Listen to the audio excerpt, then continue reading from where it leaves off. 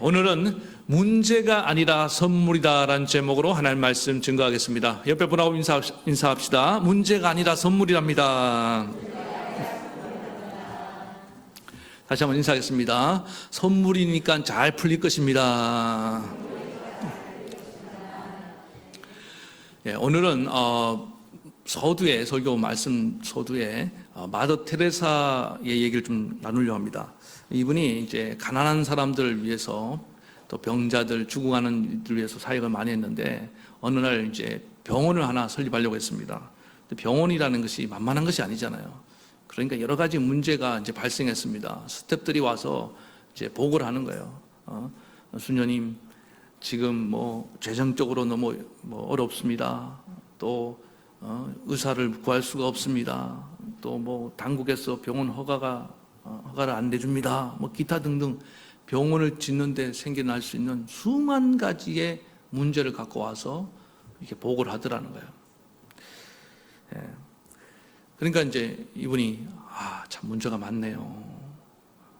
그런데 우리가 이걸 문제라고 하지 말고 용어를 좀 바꾸자고. 문제라 그러니까 자꾸 더 문제스럽다고. 그래서 문제라고 하지 말고 이걸 선물이라고 합시다. 그랬다는 거예요. 그러면서 이 세상에 어떤 문제도 하나님이 허락하지 않는 문제가 있겠습니까? 하나님이 허락한 문제라고 한다면 그것은 반드시 좋은 것일 것입니다. 로마서 8장 28절 하나님을 사랑하는 자 곧 그 뜻대로 부르심은 입은 자들에게는 모든 것이 합력하여 뭘 이룬다고 했습니까? 선을 이루느니라. 그러니까 이 문제들도 반드시 하나님 안에서 합력하여 선한 것이 될 것입니다. 좋은 것인데 선물이라고 하는 게 안 낫겠냐고. 그러니까 그분들이 공감을 하는데 당장 쉽습니까? 그래서 또 습관처럼 수녀님 문제가 있는데 선물이라고 해보세요. 선물 가져왔어요. 전부 다 이제 계속 말을 이렇게 바꾸니까 말 하나만 바꿨는데 놀랍게도 그 다음에 문제들이 막 풀려지기 시작하더라는 거예요. 말에 힘이 있습니다. 실제로 그렇게 말하는 사람이 적을 뿐이에요. 문제는 항상 있습니다. 중요한 것은 시각입니다. 어떻게 바라보느냐. 하나님의 관점으로 바라보면 어떤 문제들도 아무리 어려운 문제들도 큰 문제들도 다 문제가 크면은 큰 선물이 될 것이고 작은 문제는 작은 선물이 될 것이고 하나님이 그렇게 바꿔줄 줄 믿습니다. 오늘 이제 읽은 이 시편 40편에 나오는 다윗이 그 얘기예요. 다윗이 이제 이 오늘 이 시편은 보통 다 배경이 있는데 이렇게 감춰진 경우에는 학자들이 추정을 합니다. 아마도 요거는 그 사울 왕에게 쫓길 때를 배경으로 하지 않았을까. 그렇게 학자들이 많은 얘기를 하는데 사울 왕이 누굽니까? 질투의 화신입니다. 아주 막 시기심이 가득한 그런 왕이에요. 사울 왕이 기분 좋을 때는 다윗에게 잘해줍니다. 그리고 어떨 때는 너는 정말 하나님 택함 받은 사람이다. 하나님의 아들이다. 하나님 너와 함께 하신다. 다음 왕위는 네가 물려받아야 된다. 그렇게까지 다윗을 막 이렇게 높여주고 환대를 했다고요. 그런데 제가 볼 때는 거의 귀신 역사예요. 어느 날 막 이 악한 영이 역사하면 어떻습니까? 사람이 완전히 돌변해 갖고는 창을 집어 던지면서 다윗을 때려 죽이려고 그랬다고요. 그러니까 사람이 이게 일관성이 있어야지 이랬다 저랬다 하면 너무 당황스럽잖아요. 그리고 끝까지 나중에는 이제 완전히 미쳐갖고 집요하게 끈질기게 다윗을 추격합니다. 나중에 길보아 전투에서 본인이 이렇게 죽을 때까지 사울 왕은 다윗을 쫓아다녔습니다. 참 불쌍한 인생이죠. 왕으로서 할 일이 얼마나 많은데 어떤 이 시기와 질투심에 사로잡혀갖고 다윗을 쫓아다니다가 인생을 마감했으니까 그것도 그렇게 비참하게. 근데 이런 상황에서 얼마나 계속해서 누군가가 나를 쫓아오고 왕이 쫓아온다는 것은 거의 하늘 아래 내가 도망갈 데가 없잖아요. 수배자로 생각해 보세요. 어딜 도망가겠습니까? 언제 끝날지는 모릅니다. 피곤하고 지친 그런 상황입니다. 정말 오늘 여기 다윗이 고백하는 것처럼 기가 막히고 호가 막히는 기가 막힌 웅덩이와 수렁에 빠진 것이 바로 내가 처한 상황이었다. 그런 문제라고요. 그런데도 다윗은 오늘 하나님께 기도하고 찬송하며 나아가 찬송으로 바꿔버렸습니다. 왜 이런 일이 일어나느냐? 하나님이 이 고난의 문제를 선물로 바꿔주신 것을 체험했기 때문에. 나중에 하나님이 그 엄청난 이 수도 없이 다윗은 광야로 남의 나라 망명을 가고 정말 수도 없는 죽을 위기를 사선을 넘으면서 이 도망자의 세월을 보냈는데요. 이 고난이 크니까 하나님은요 큰 선물로 바꿔주셨습니다. 나중에 사울왕이 죽으니까 자연스럽게 여론이 또 하나님 뜻이 어디로 향합니까? 다윗을 향해서 헤브론에서 왕으로 세우고 이 통일 왕국의 최초의 왕이 된 겁니다. 자, 그래서 우리도 인생을 살면서 기가 막힌 웅덩이와 수렁이를 만나죠. 안 만나는 사람 누가 있습니까? 그러나 그것이 바로 하나님의 숨겨놓은 그 안에 선물이 있다는 사실을 꼭 기억하시기 바랍니다. 그렇다면 다윗이 이 하나님의 주신 이 문제를 어떻게 선물로 바꿀 수 있었느냐? 핵심은 이거예요. 기다림입니다. 자, 1절을 보겠습니다. 내가 여호와를 기다리고 기다렸더니, 이 반복적으로 표현하고 있다는 것은 이걸 강조합니다. 다윗은 정말 기다리는데 아주 능한 분이었습니다. 잘 기다리는 사람이었어요. 하나님이 다윗에게 기다릴 수 있는 마음을 주셨습니다. 저는 여러분 잘 기다리는 분들은 복 있는 분들이에요. 대부분의 사람들이 왜 복을 놓치느냐? 조금만 더 기다리면 되는데 못 기다리는 겁니다. 하나님은 언제 역사하느냐? 우리가 기다리는 동안에 문제를 해결해 주십니다. 다윗이 끝까지 참고 기다리니까 하나님이 사울 왕을 제거해 주잖아요. 만약에 다윗이 능동적으로 그 일을 행하려 했다면 그렇게 자연스럽게 이스라엘 왕이 될 수도 없었습니다. 많은 백성들의 인정을 받는 그런 성군이 될 수가 없었어요. 믿음은 다른 말로 하면은 기다림입니다. 하나님을 바라보고 기다리는 것이에요. 근데 기다린다는 태도는, 우리가 기다리는 모습은 어떻게 보면 굉장히 수동적으로 보이잖아요. 뭐 아무것도 못하니까. 다윗이 지금 하나님의 때를 기다리는데 뭐 자기가 할 수 있는 게 없어요. 그래서 방어적으로 도망쳐야 되고 피해야 되고 숨어야 되고, 부하들은 기회가 왔을 때 사울을 제거합시다. 그런데 다윗은 거기 동의할 수가 없었던 겁니다. 왜? 그런 능동적인 행동들이 다 무리수를 가져오기 때문에. 그래서 전적으로 다윗은 하나님을 바라보면서 기다립니다. 근데 하나님 일부러 그렇게 하신 거예요. 여러분, 이 기다리는 그 수동적으로 있을 때 어떤 느낌이 듭니까? 아, 내가 이렇게 무능한 사람인가? 할 수 있는 게 정말 이것밖에 없단 말인가? 이걸 느끼는 거예요. 그게 하나님의 계획입니다. 내가 어떤 존재인지를 직면하게 만드는 거예요. 나 없으면 넌 네가 어떤 존재인지 알길 바란다. 다윗은 위대한 장군이 장수입니다. 그래도 다른 사람이 많아요. 거기서 힘이 있는데 자기를 부인한다는 건 쉽지 않습니다. 근데 끊임없이 다윗은 nothing, 나는 아무것도 아닙니다. 나는 연약한 자입니다. 낮추시는 거예요. 어디까지? 저 밑바닥까지. 그리고 기다리는 겁니다. 그러면 사람은 어떻게 되냐? 아, 나는 하나님밖에 없습니다. 나는 오직 주님밖에 없습니다. 이 고백이 나오도록 만드는 겁니다. 사람이 아무것도 의지할 데가 없어야지 하나님을 의지합니다. 뭐라도 조그만 거라도 의지할 게 있으면 하나님을 의지 안 하나요? 건강이 좀 괜찮은 분들은 난 아직 건강하니까. 돈이 좀 있는 분들은 돈 조금 있는 거. 인맥이 좋은 분들은 난 아직 의지할 사람이 좀 있다. 하나님은 그걸 용납 못 하십니다. 하나님은 유일무이하신 분이고 내가 전적으로 의지할 분이기 때문에 여러분이 뭔가를 조금이라도 더 의지하고 있다고 한다면 하나님은 실기의 하나님, 질투의 하나님이세요. 그걸 용납 못 하는 거예요. 그 다윗은 항상 하나님만 바라보고 있었습니다. 왜? 자기 어릴 때부터 내 처지가 형편이 그랬기 때문에. 그러니까 나중에 왕이 돼서도 다윗은 하나님만 바라봅니다. 자기가 갖고 있는 왕의 권력을 의지하지 않았어요.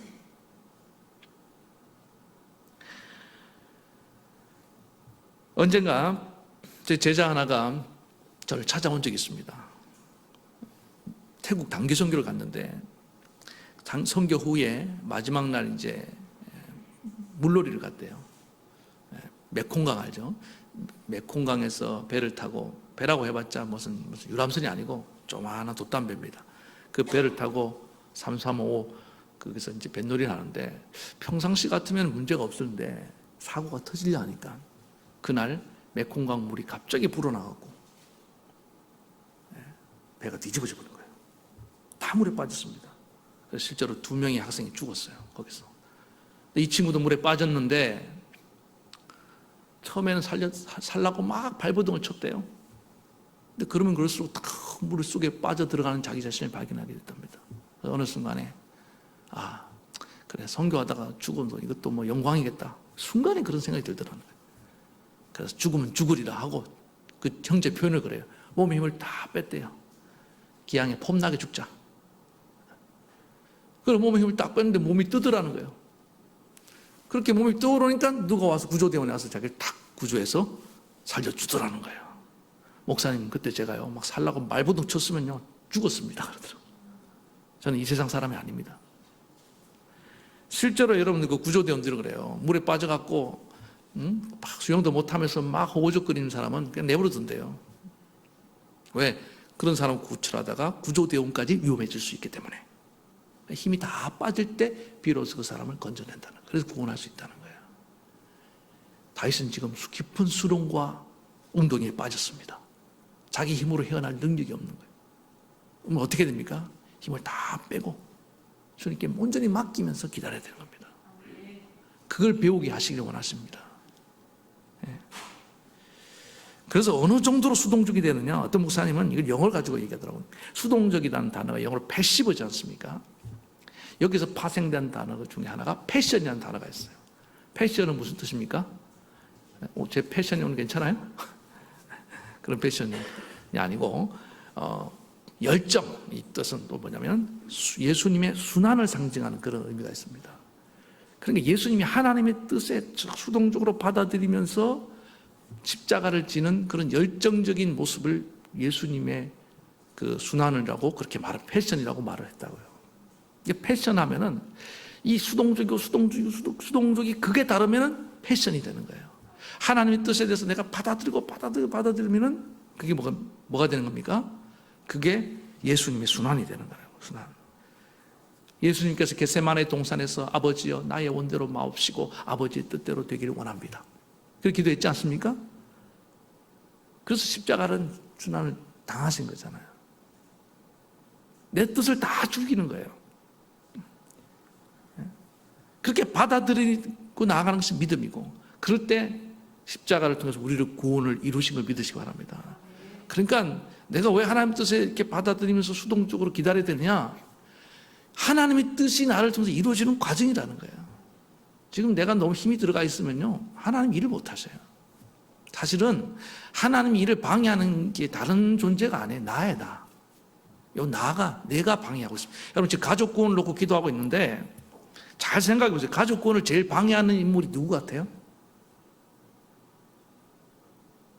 인정하기 쉽지만은 납니다. 제가 이거는 상담을 해봐서 알아요. 불신자 안 믿는, 제가 전에 있던 그 교회 잘 다니는 집사님의 남편분을 만났는데 저한테 막 화를 내요. 목사님 교회에서 그렇게 가르칩니까? 뭐 때문에 그러신대요? 하여튼 이제 온갖 교회에서는 아주 교양이 있고 거룩하고 신실하지만 집에 와서 이중적인 모습 있잖아요. 목사님, 우리 아내가 이런 거 압니까? 그때 제가 신학생 때인데 그랬어요. 전도사님. 깜짝 놀랐어요. 정말 그분은 교회 오면 너무 교양이 있거든요. 집에 가면 완전히 다른 사람이 되는 거예요. 교회 나오고 싶겠습니까, 여러분? 여러분 같으면 나오고 싶겠냐고요. 그러니까 뭐예요? 아직 안 죽은 거예요. 내가 죽어야 됩니다. 물론 안 그런 분도 계셔요. 안 그런 분도 계시지만은. 자, 그래서 주님은 뭐냐면 하나님의 뜻이 나를 통해서 이루어지기 원하십니다. 아멘입니까? 예, 그래서 하나님 뜻에 완전히 맡기는 위해서 나를 성숙하게 만들기 위해서 이렇게 고난을 주시는 겁니다. 예. 우리가 미숙할 때는요, 어린아이들 보면 압니다. 어린아이들, 우리 교회 아이들도 이렇게 오면 막 뛰어다니잖아요. 왜 그러냐면은 자기 에너지가 넘치는 거예요, 지금. 근데 어느 순간 걔들이 은혜 받고 성숙해지면은 그다음부터 조용히 예배를 드릴 줄 압니다. 예배 드릴 줄 알아요. 그 주님을 바라볼 줄 압니다. 그래서 성숙함이란 건 뭐냐면은 하나님 때를 기다리고 바라보는 것이 성숙함이다. 예수님께서도 말씀하시기를 아직 내 때가 이르지 않아입니다. 이런 말씀을 많이 하셨거든요. 왜 그 말씀을 하셨냐면 사람들은 급해요. 예수님이 막 능력이 있으니까 예수님을 통해서 뭘 이루려고 했습니다. 제자들도 예수님을 통해서 혁명을 일으키려고 그랬잖아요. 로마의 군대를 막 다 몰아내고 예수님의 그 능력이면 충분히 가능하다. 근데 하나님 예수님은 내 때가 아니다. 그리고 마지막 십자가에서 돌아가셨습니다. 그리고 돌아가시면서 딱 한마디 하셨습니다. 마지막에 테텔레스타이. 무슨 뜻입니까? 다 이루었다. 잘 보세요. 죽을 때 죽음으로 이루셨습니다. 구원을 이루셨다는 겁니다. 철저하게 죽음의 자리까지 수동적으로 낮아져서 죽으면 이루어집니다.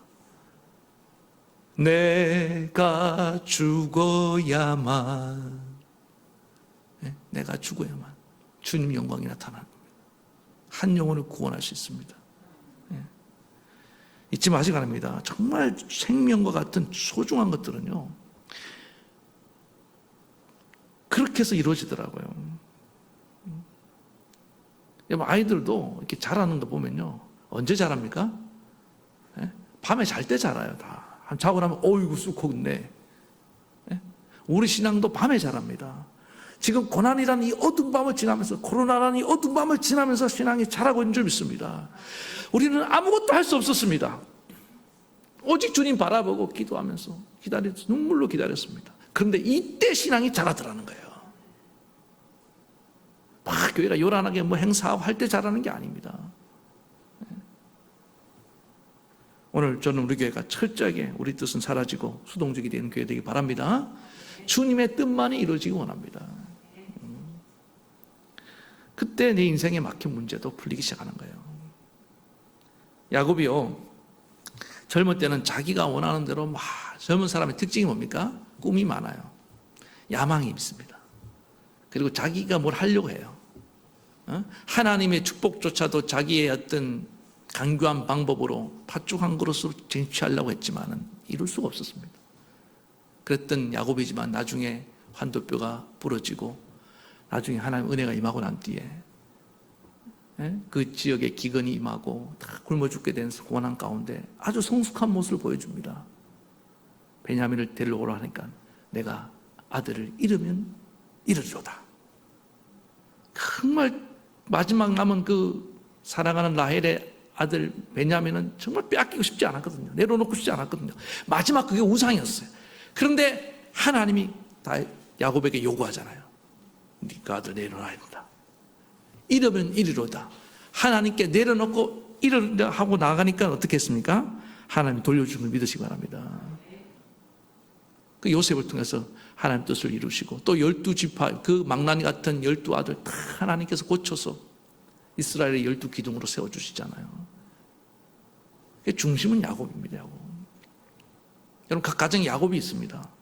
그분이 지금 다 내려놔야 되는 겁니다. 키를 잡고 있는 분이 있잖아요. 그래서 우리 인생은 여러분들 지금 하나님이 왜 이런 시련과 고난을 주시냐? 수동적으로 되라고. 너 그동안 열심히 살았으니까 이제 그만해도 돼. 내게 좀 맡기고 나와라. 너의 삶의 열매를 돌아보라는 겁니다. 네가 그렇게 열심히 수고한다고 뛰어왔지만 너에게 남은 열매가 뭐가 있느냐? 정직하게 한번 인생을 한번 정산해봐라. 생각해보니까 별거 없거든요. 그거 봐라. 네가 뛰어다닌다고 되는 게 아니야.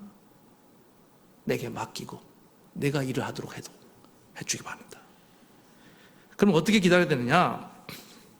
오늘 다윗을 보니까 기도와 찬송 가운데 기다리라는 것입니다. 1절 보겠습니다. 내가 여호와를 기다리고 기다렸더니 귀를 기울이사 나의 부르짖음을 들으셨도다. 자, 이 후반부에 다윗이 하나님께 부르짖어 기도했다고 말씀하고 있습니다.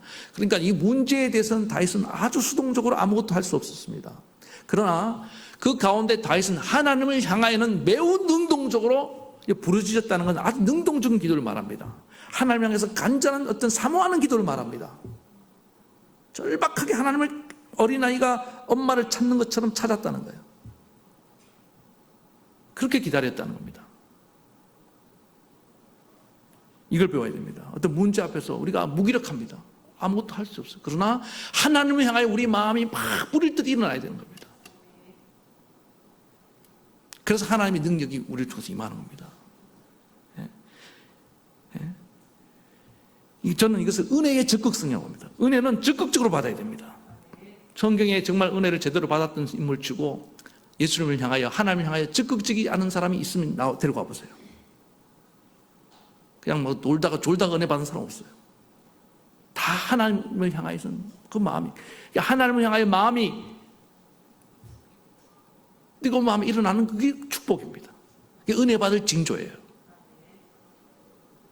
바디메오 보세요. 예수님이 지나간다는 소문을 듣고 다윗의 자손이여 나를 불쌍히 여기소서. 지나가던 예수님이 주목했습니다.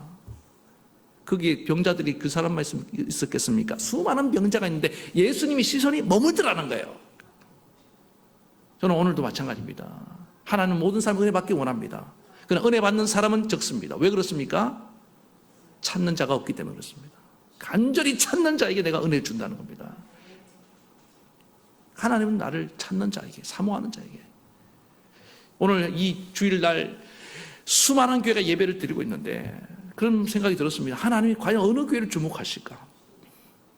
오늘 우리 교회를 주목했으면 좋겠습니다. 하나님이 후두로 지나가다 보니까 이 동순계 성도들이 너무 은혜를 사모해.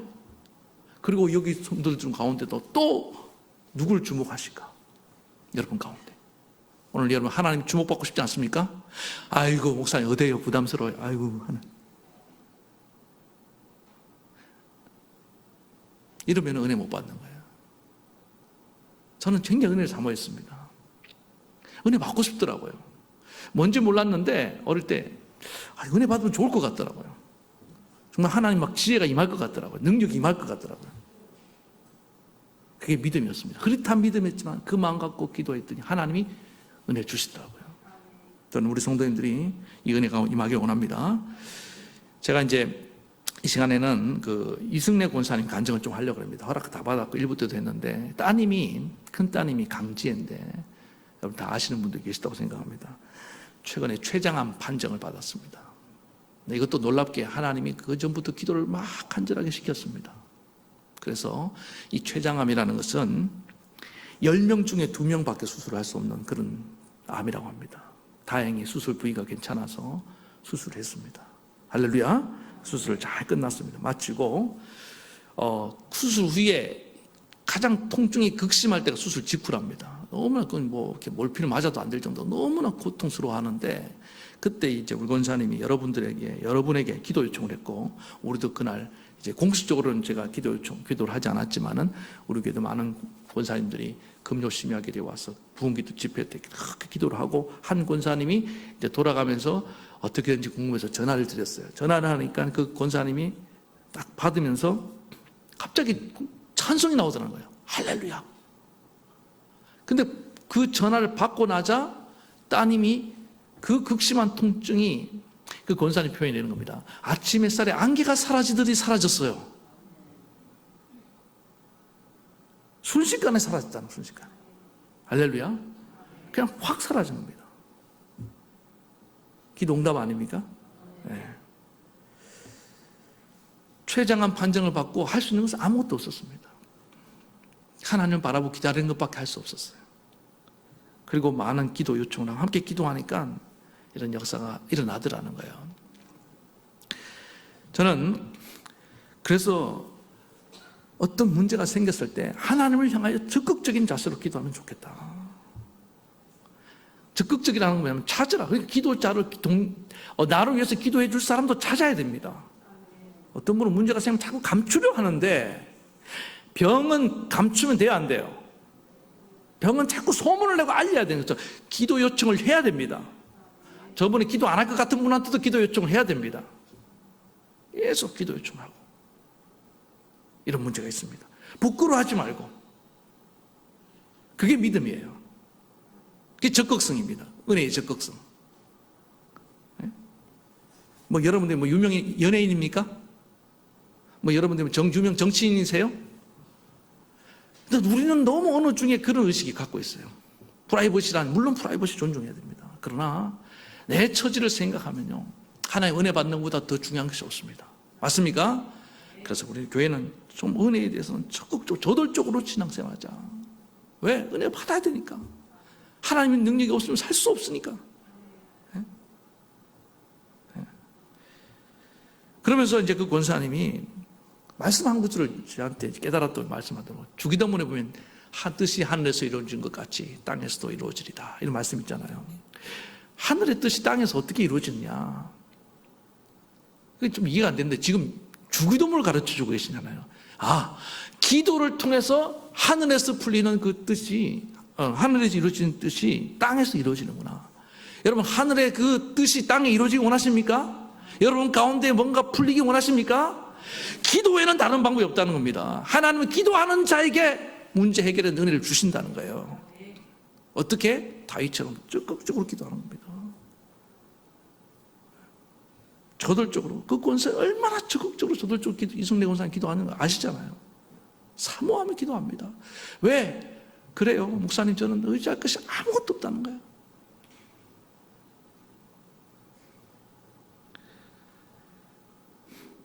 그래서 다윗이 보니까 이 기도가 찬송, 오늘 여기 이 시는 찬송수입니다. 나를 기가 막힌 웅덩이와 수렁에서 끌어주셨습니다. 그리고 내 발을 반석 위에 두셨습니다.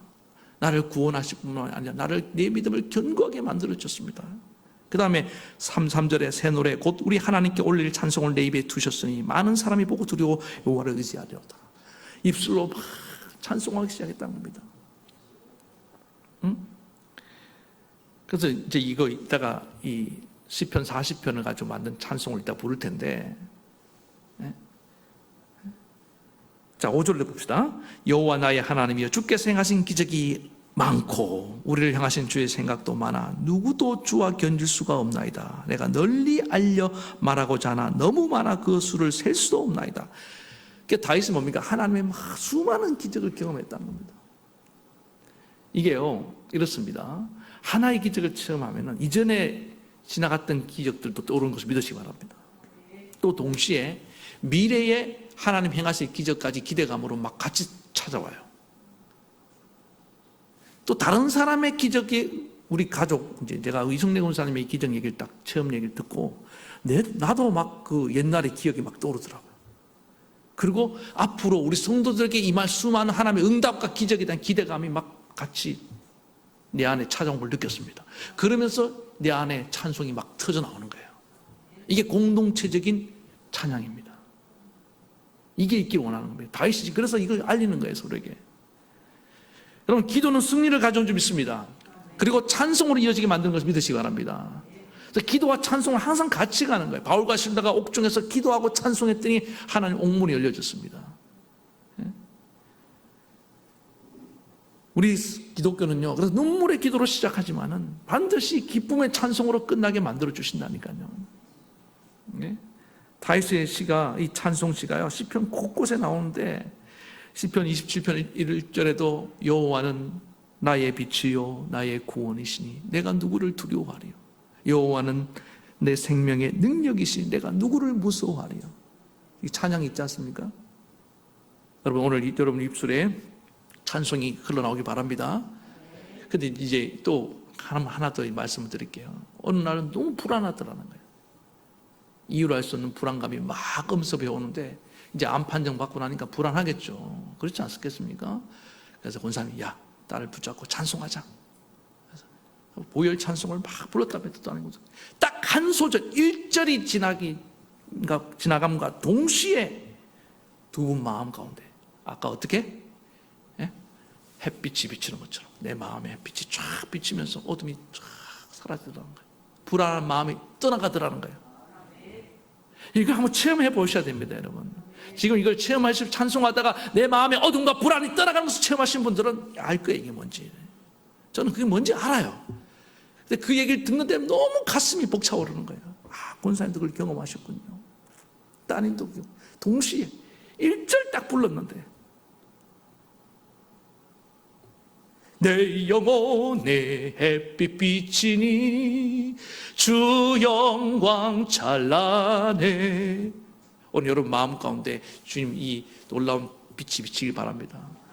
찬송할 때. 찬송 언제까지 해야 되냐? 그런 기쁨과 평안이 막 샘솟할 때까지 부르는 겁니다. 정말 난 두렵습니다. 불안합니다. 그러나 주님을 찬송할 때 그렇게 기다리라는 거예요. 문제 계속 묵상해봤자요, 그 고민해봤자 답 없잖아요. 딱 견적 나와 있는 거 아닙니까 벌써? 그렇게 그냥 내비두고 모르겠다. 찬송하세 찬송하세 그냥 그렇게 집중하다 보니까 알아서 하나님 문제를 풀어놓으셨네. 할렐루야. 그렇게 일은 되는 거예요.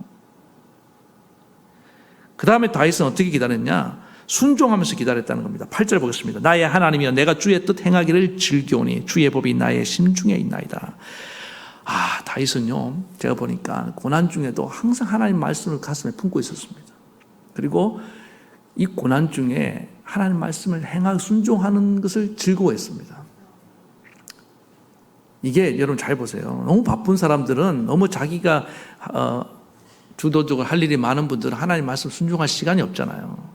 근데 다윗은 지금 뭐 어차피 다 막혀갖고 아무것도 못해.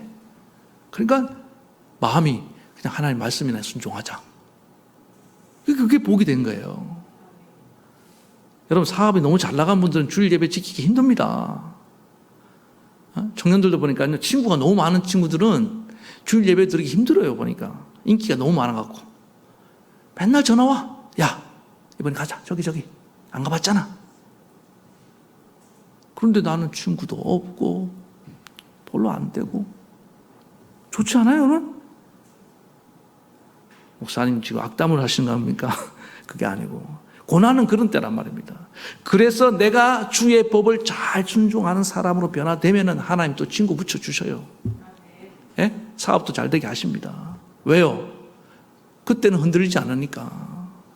이게 순리예요, 순리. 그런데 제가 이 순종의 방법을 생각해 보니까 우리가 순종에 대해서는 좀 어렵게 생각하는 분도 있는데 좀 구체적으로 좀 어떻게 순종을 잘할 수 있을까? 몇 가지 제가 생각하는 게 있습니다. 하나는 뭐냐면은 쉬운 것부터 하라고요. 어떤 분들은 전 재산을 바치라. 전 재산부터 바치려 하지 말고 11조부터 시작하시고요. 목숨을 바치라. 목숨까지 부담스러워요. 정말 하나님도 부담스러우니까 목숨 안 바쳐도 순교할 생각하지 마시고 그냥 몸의 봉사부터 작은 것부터 시작하시라고요. 아멘입니까? 예. 어떤 분들은 목사님 성경에 보니까 금식 기도가 나오는데 그런 거 나는 배고파서 기도 못합니다. 금식 기도 누가 하래요? 그냥 잡수면서 하세요. 목사님 1시간 2시간 얘기하는데 그냥 5분 기도부터 시작하시라고요. 할 수 있는 것부터 시작하는 겁니다. 순종은 그렇게 하는 거예요. 그 다음에 어떤 분들은요, 자꾸 또 특이한 분이 있어요. 성경의 어려운 난해한 구절 이해도 목사님도 풀기 힘든 그런 신학자들도 고민하고 있는 그런 말씀 갖고 와서 도대체 이게 맞는 겁니까? 틀립니까? 이걸 해야 됩니까? 말아야 됩니까? 바리새인들이 예수님께 와서 이런 질문을 했습니다. 가이사에게 이 돈을 바치는 것이 가합니까? 안 가합니까? 예수님께서 뭐라고 말씀하십니까? 가이사의 것은 가이사에게, 하나님의 것은 하나님에게. 예? 쉬운 것부터 해. 어려운 것 갖고 자꾸 고민하지 말고 나를 자꾸 시험에 빠뜨리지 말고. 예? 이게 왜 이런 질문을 하는지 압니까? 순종하기 싫으니까 그런 거예요. 정말 양심적으로 하나님 앞에서 자기 자신을 물어보세요. 그런 궤변에 빠지지 말고. 신앙의 그런 궤변에 빠지는 분들은 참 힘듭니다. 단순한 것부터, 쉬운 것부터 순종하시기 바랍니다. 명확한 것부터, 선명한 것부터. 그 다음에 또 멀리 있는 거, 이런 것부터 하지 말고 가까이 있는 것도. 내 이웃을 내 몸과 같이 사랑하라. 어떤 분들은 저 아프리카에 죽어가는 영혼도 어떡합니까? 굶어 죽어가는 영혼 어떡합니까? 우크라이나, 물론 기도할 수 있고 헌금도 보낼 수 있고 성경금도 보낼 수 있습니다. 근데 정작 내 사랑하는 가족과 이웃들, 옆에 있는 사람들을 섬기고 사랑하는 것부터 하라고요. 그분들 맨날 염려한다고 옆에 사람 외면하지 말고 가까이 있는 것도. 아멘입니까? 그래서 오늘 다윗이 지금 얘기하는 거예요. 지금 내가 오늘 보세요. 회중 가운데서 의의 기쁜 소식을 전하였나이다. 지금 자기가 눈앞에 보이는 사람들 앞에서 이제 그들에게 먼저 복음을 전하는 일을 행하겠다는 거예요. 제가 이제 아까 우리 권사님과 통화하면서요, 이 간증을, 저는 이제 간증을 이렇게 설교에 인용할 때 조금 좀 자제하려고 했습니다. 왜 그랬냐면은 이걸 듣고 은혜 받는 분도 계시는데, 우리 성도님들의 간증을 은혜 받는 분도 계시는데 또 시험 드는 분들도 계시더라고요. 주분 저렇게 응답도 잘 되는데 나는 왜 이렇게 안 될까? 이렇게 생각하는 분도 계시고, 더 오히려 의기소침해지는 분들이 계셔요. 그런데 저는 이제 방향을 좀 바꾸려고 합니다. 여러분들이 우리 같은 공동체 안에서 하나님이 이렇게 응답하신다는 얘기를 듣고 여러분 영적인 도전을 받고, 그러면 저분에게 저런 은혜를 주신 하나님이라고 한다면 내게도 이런 은혜를 줄 줄로 믿습니다. 그래서 교회는요, 공동체는 같은 신앙의 체험이 있어야 되는 것입니다. 그걸 나누고, 그래서 함께 선전하고, 동성교회는 하나님 기도 응답이 잘 되는 교회구나, 놀랍게 역사하는 교회구나, 그런 교회 되게 축원합니다.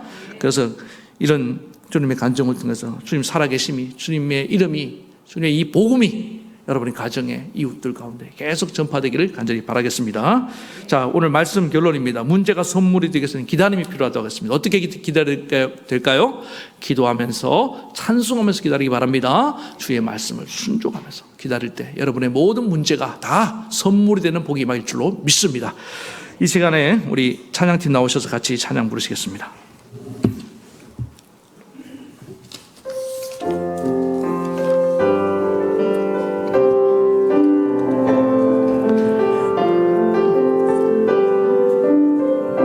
우리 하나님의 음성을, 하나님의 음성을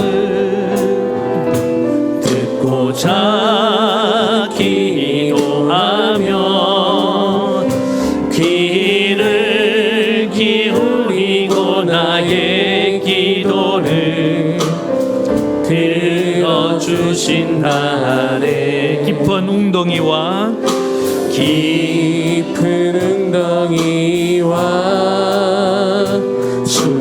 수렁에서 끌어주신 나의 발을 반석 위에 세우시사 나를 튼튼히 하셨네. 새 노래로 부르자. 랄라라. 하나님께 올릴 찬송을 새 노래로 부르자. 하나님 사랑해. 주를 의지하고 교만하지 않으면 거짓에 치우치지 아니하면 복이 있으리라. 여호와 나의 주는 크신 권능의 주시라. 주의 크신 권능으로 우리를 사랑하여 주시네. 다 함께 새 노래로 부르자. 새 노래로 부르자. 랄라라. 하나님께 올릴 찬송을 새 노래로 부르자. 우리 다시 한번 큰 소리로 부르자. 새 노래로 부르자. 새 노래로 부르자. 랄라라.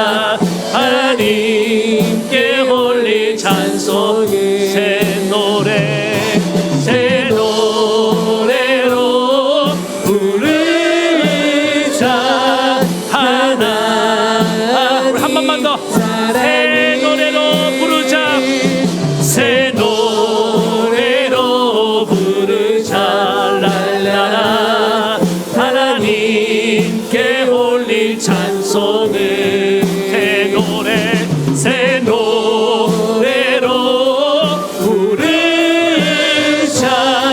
하나님 사랑을. 여러분, 그렇습니다. 다 우리에게 지금 크고 작은 문제가 있잖아요. 근데 그거 선물로 한번 바꿔보자고요. 하나님 바꿔주신답니다. 오늘 하나님이 선물로 다 바꿔주시려고 준비하고 있는데 기다리기만 하면 됩니다. 어떻게 기다려요? 그냥 기다리면 안 됩니다. 기도하면서, 다윗처럼 하나님께만 집중하면서 간절히 찾으면서 기다려야 됩니다. 그 다음에 찬송하면서, 오늘 하나님을 온전히 정말 기도하면서 찬송하면서 기다리고, 또 그동안 내가 말씀에 순종하지 못했던 것도 돌아보고, 다윗은 보세요. 하나님 말씀 순종하기를, 행하기를 즐거워했다고 하지 않습니까? 근데 우리는 말씀 행하는 것이 너무 즐겁지가 않았어요. 오늘 하나님, 내가 이제 하나님 말씀에 순종하는 것이 즐거울 때까지 기다리기 원합니다. 그래서 하나님, 내 삶의 모든 문제들이 다 선물로 바뀌는, 축복으로 바뀌는 그런 삶이 되게 도와달라고 이 시간에 우리 간절하게 한 목소리로 이 시간에 기도하며 나아가시겠습니다. 기도할게요. 하나님 아버지, 간절히 기도합니다. 우리 삶에 크고 작은 많은 문제들이 있습니다. 사실은 그것이 위장된, 포장된 하나님의 선물인데, 아버지 하나님, 우리는 그것을 모르고 문제만 바라보고 겉모습만 보고 문제의 껍데기만 바라보고 하나님 괴로워하고 고통하면서 살아갈 때가 많았습니다. 우리 하나님 아버지, 간절히 기도합니다. 그것을 통하여 하나님 놀라운 축복을 주시려고 거기에 하나님 선물로 포장해 놓은 것입니다. 우리 하나님 기억하게 도와주시고 기다리는 법을 배우게 도와주시옵소서. 고난 중 안에 이 고난 중에 하나님의 뜻이 나를 통하여 이루어질 때까지 하나님 수동적으로, 나는 그동안 뭔가를 내가 해야만 된다고 생각했습니다. 젊을 때 하나님 내가 원하는 대로 몸부림쳤지만 이제 하나님께서는 내려놓고라고 말씀하십니다. 다 내려놓고 하나님의 뜻이 나를 통하여 이루어지길 원합니다. 하나님, 이 모습으로 나아가게 도와주시옵소서. 그리고 아버지 하나님, 주님을 정말 다윗처럼 찬송하고 찬송하며 새 노래로 주님을 찬송하며 나아갈 수 있도록 도와주시옵소서. 우리 하나님을 기쁘게 찬양한 적이 언제인지도 모릅니다. 하나님, 정말 나는 마음에서 우러나오는 찬양을 주님께 드린 적도 없었습니다. 그러나 이 고난의 때에 하나님 아버지를 찬송하는 법도 배우게 도와주시옵소서. 우리 아버지 하나님, 찬송하고 기도하고 순종을 통해서 하나님, 내 삶의 모든 이 문제들이 축복으로 바뀌어지는 그런 복을 누리며 살게 하여 주시옵소서. 예수님의 이름으로 기도하옵나이다. 아멘. 하나님 아버지, 우리 사랑하는 성도들 삶에 여러 가지 크고 작은 문제가 있는데, 하나님, 이것은 하나님의 위정된 선물인 줄 믿습니다. 그 선물이 될 때까지 기다리는 법을 배우고 수동적으로 나 자신을 하나님께 내어드리며 나가게 도와주시옵소서. 다윗처럼 하나님을 부르짖었더니, 또 하나님을 찬양했더니 하나님이 나를 구원하시고 나를 건져주시고 나를 저 바위 위에, 견고한 바위 위에 나를 세우시고 하나님 나를 높여주셨더라고. 이렇게 고백하는 우리 성도들 되게 도와주시옵소서. 또 주의 법을 즐거이 행하는 오늘 다윗의 이 순종함을 배우게 도와주시옵소서. 고난 때에 순종을 배우지 못하면 배울 수 없습니다. 하나님, 그래서 오늘 하나님의 축복이 되고 하나님 모든 문제가 선물로 돌려받는 우리 모든 성도들이 되게 하옵소서. 예수님 이름으로 기도합니다. 아멘. 아픈 데 손을 얹고 기도하겠습니다. 오늘도 하나님 믿음으로 손을 얹었습니다. 믿음으로 하나님의 역사를 믿고 하나님의 기적을 믿는 자들에게 오늘 큰 은혜를 베풀어 주시옵소서. 이미 많은 분들이 하나님의 놀라운 은혜를 경험하고 있습니다. 나도 하나님, 저 사람이 나도 저 간증의 주인공이 되기 원합니다. 주님, 내게도 행하시옵소서. 내게도 역사해 주시옵소서. 그래서 주님 영광 돌리는 우리 모든 성도들에게 도와주시옵소서. 나를 치료해 주시니 감사하며 예수님의 이름으로 기도합니다. 아멘. 이제는 우리 주 예수 그리스도의 크신 은혜와 하나님 아버지의 만극하신 사랑하심과 성령의 감동, 감화, 교통, 위로 역사하심이 내 인생의 모든 문제가 선물이 되는 복을 누리기 원하는 사랑하는 성도들 머리 위에 저들의 가정과 자녀와 생업과 이 나라 이 민족 위에까지 영원토록 함께하옵시기를 간절히 축원하옵나이다. 아멘.